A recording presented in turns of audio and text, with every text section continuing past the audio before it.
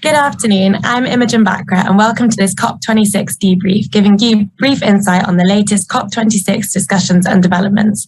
Today was World Leaders Day 1, the first of 2 days of COP26, where we welcome world leaders to put forward their high-level ambitions and actions towards securing global net zero. I'm joined today by our climate and ESG specialist, Caroline Haas, who's on the ground at COP26 to hear her key takeaways. So day one, I'm sure it's super exciting. What have world leaders been most animated about so far, and what policies and ideas do you think will dominate the discussions this week? Great, thank you, Imogen. Obviously, it's been incredibly exciting and seeing the various world leaders that are here. Obviously, Boris Johnson is here, as well as President Biden. Prince Charles also addressed the opening ceremony alongside David Attenborough, who obviously is always so incredibly moving and really kind of beat the drum to get everybody moving in this direction. I would say, where is the focus? The focus is very much on this sort of 1.5 versus 2 degrees. Right now, we're on a trajectory of 2.7, and everyone is very aware that that actually will have detrimental consequences on the planet and the communities that it hosts. So we definitely need to focus on that. The other point was coal and the eradication of coal by sort of new coal plants by 2030 was very much announced yesterday already at the G20, and that is now sort of being continued. Mario Draghi very much made the point as well that we need to actually go beyond that, and that this is sort of just the starting point of that.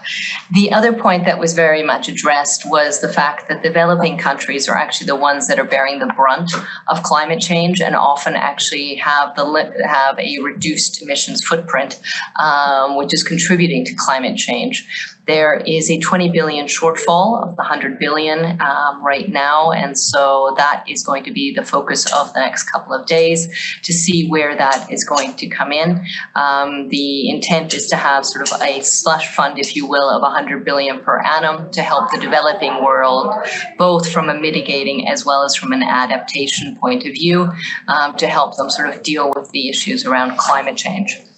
And the other point that was raised both by Prince Charles as well as Mario Draghi as well is the cost of carbon. And so if one has actually a reliable carbon price, that would also enable to quantify what the cost is and how we can then contribute that to the bigger picture. So I'd say those were sort of some of the key points. Lots to digest even from just day one. Does it feel like there is global appetite for ambitious 2030 emissions reductions targets? There's a tremendous amount of appetite. As always, it's the devil is in the detail. What was called out quite frequently is actually the role of government to support the de-risking of some of the climate solutions so that we mobilize more of the private finance into this sector. The multiple development banks were also called out to kind of come in more aggressively with regard to the blended finance, which follows around the same theme of helping de-risk so that you mobilize the significant amount of capital that is available. But obviously, finance will not take all of the technological or R&D risk that is associated with some of the solutions that we will be required. The other was very much sort of focusing on pragmatism versus ideology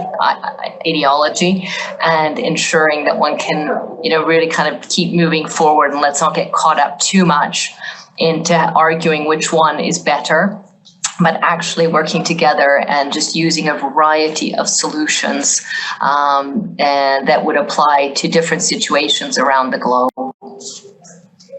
It sounds like you've heard a lot on the government side today, but what have you heard from businesses so far today? Does this feel like this COP could kind of be the pivotal moment to propel us further into the green business era? So yes, it was absolutely fantastic.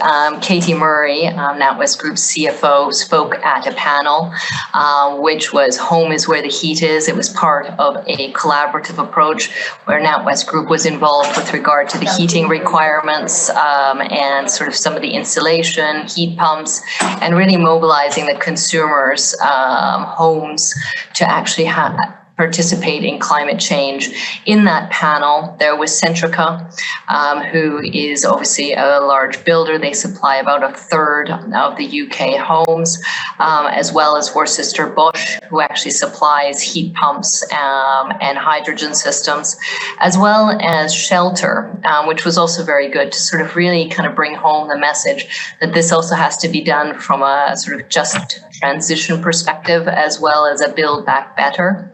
And that one also needs to consider how lower income communities will be able to also benefit from these technological changes, but also reduce their heating costs at the same time. Between the different panelists, you could really feel that intent of collaboration, working together, and realizing that there's not going to be the perfect solution. It's going to be a combination of all of the above. Sounds like a very interesting discussion. All right, well, that's all for this COP26 videocast. Thank you, Caroline, for those insights fresh from COP26, and thank you, viewers, for joining us.